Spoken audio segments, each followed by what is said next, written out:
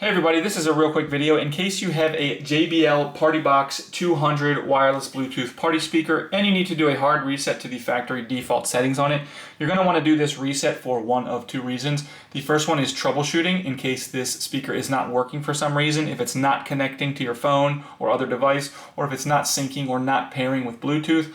A factory reset can fix a lot of these issues, or you can just check out the link in the description to get a new speaker if you decide to replace it.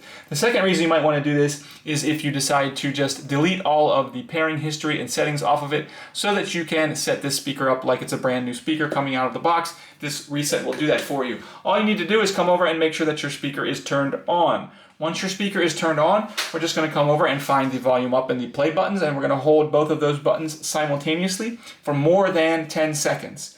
After 10 seconds, the speaker will automatically turn off and then reboot into its factory default settings, at which point you can go ahead and set this up like it's a brand new speaker.